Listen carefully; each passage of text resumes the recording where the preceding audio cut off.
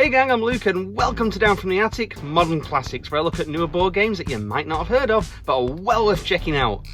This episode, I'm going to give you a fair warning here. There's going to be some coarse language. So if you watch with your kids, it might be worthwhile skipping this one, because this particular game, I can't review it without swearing, I can't. Yeah, I'm looking at a pretty crappy game. Don't get me wrong, I think it's fun, it's very fun. It's a bit, well, shitty. Bust out the wet wipes and spray after you're done. We're looking at Poo Curling. Let's flush this thing down and have a look at it. First off, box art. And this thing is as clean and basic as an ungraffitied toilet wall, as pure white as Armitage Shank's finest porcelain. Really isn't a great deal to strain over here, so on to contents. And in the long turgid box we have this plastic board rolled up and a literal bag of shit. In the bag are 6 little plastic turds in 2 shades of brown. This one needs a bit more fibre, I think. The plastic poo have little ball bearings under them. No. Not that kind of episode. But these ball bearings, they really help the poo slide across the game board. The components are pretty well made, to be perfectly honest. The board has weighted strips either end to keep it taut and flat. The poos are quite solid. And trust me, I'm cringing as much saying that as you are hearing it, but they roll pretty well. Set up. Roll out the board, select your pieces of crap, and that really is it. If you've not figured this out already from the look of this is a tabletop game of curling, just curling with pieces of poo.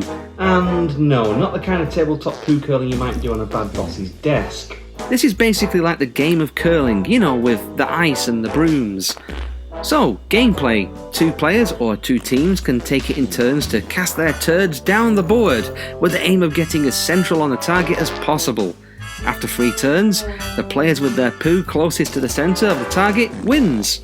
Simple enough, right? Well, it actually takes a bit of practice to get good at. I tend to let my players have a bit of potty training to get a feel for how to cast their turds down the run. Too hard, and the turds will batter against a ball bearing underneath and flip over. Talk about flipping shit. No, you have to be gentle with how you push. Let it glide. Too hard and you'll blow it right past the red ring and, well, that's no good for anybody. It also requires you to aim carefully too. If you're sloppy, you'll skid out and make a mess of your turn. You can, however, get devious. You can smack the crap out of your opponents and push their poop out of the centre ring, or smash into your own to knock yours further forward, or off the end of the board, their poop being worthless at this point. Games of this are very quick, maybe a minute or so, but this is one of those games that people think they can do better, and with some practice, you can get it on target pretty much every turn. So, final thoughts? I was bought Poo Curling as a gag gift at Christmas by some friends of mine, and after I unwrapped this thing and we all had a laugh at the game, we actually played it, and it turned out to be really good fun. It's very simple to play, and the components are very well made and weighted. It takes some time to get good at casting the turds and having them land where you want. I never thought a game about flicking pieces of shit across a table could be as fun as this, but this is a situation we're in. This is where we are. And to be honest, it's a really good little party game. It's very quick to set up, the pieces are very nicely made, and it's fun. Above all, it's fun. Gameplay is really quick. It's not going to take long for people to have their turn, and people won't be waiting around too long for their turn. And yeah, instructions, well, everyone's going to know how to play this. As with most dexterity games, it takes a little bit of practice to get good at, but Poo Curling? This game's the shit. First off, I just want to say a big apology for how long it's been between the last review. I said in the last review that I was going to try and get content out a little bit more regularly, but it hasn't happened, and there's a number of reasons for that. The first one is these reviews take time to write.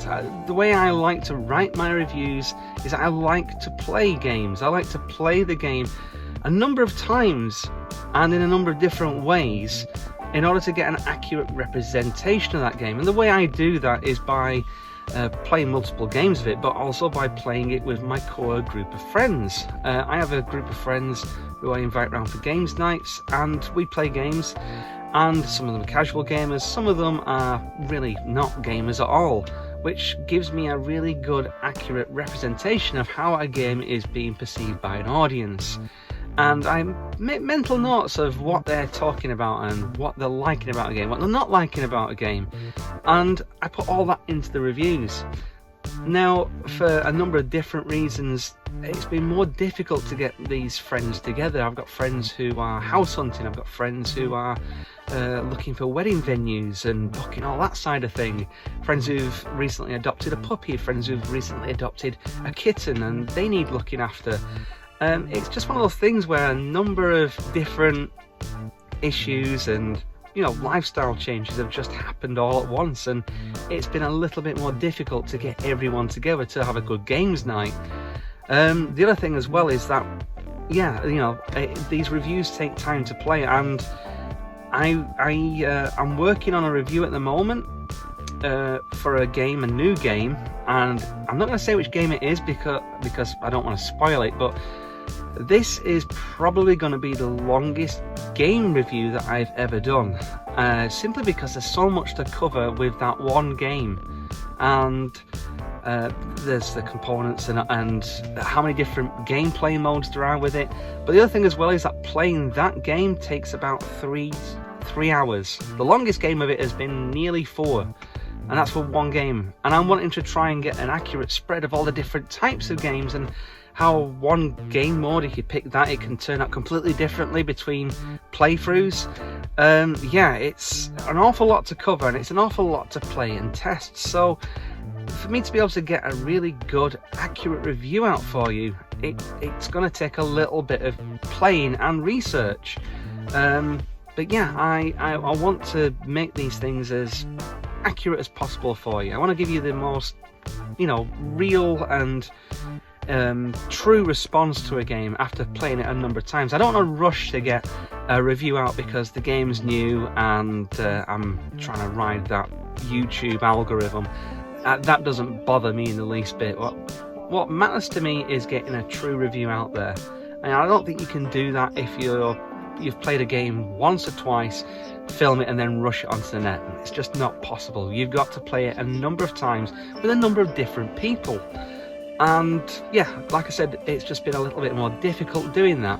That being said, I have about a dozen reviews in various stages of being ready. I've got about another 2 or 3 reviews that are pretty much there, 95 to 90% done. So there's going to be content coming to the channel very soon. The other reviews, maybe 90 down to 70%. So like I said, I've got a chain of reviews that need just finishing and polishing up, and there'll be more stuff along the way. The other thing, I'm sure you've noticed the new Down From Reality t-shirt that I'm sporting.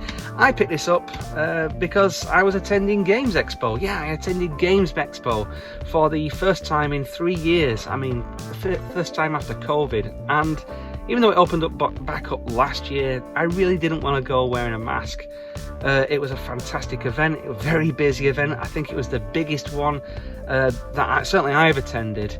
It seemed like there was a lot more stalls there. Played a lot of fantastic games, saw a lot of fantastic games, and bought a lot of fantastic games. A lot of fantastic games that I still need to play and still need to start informing opinions of, but again, hard to get these people over to play them.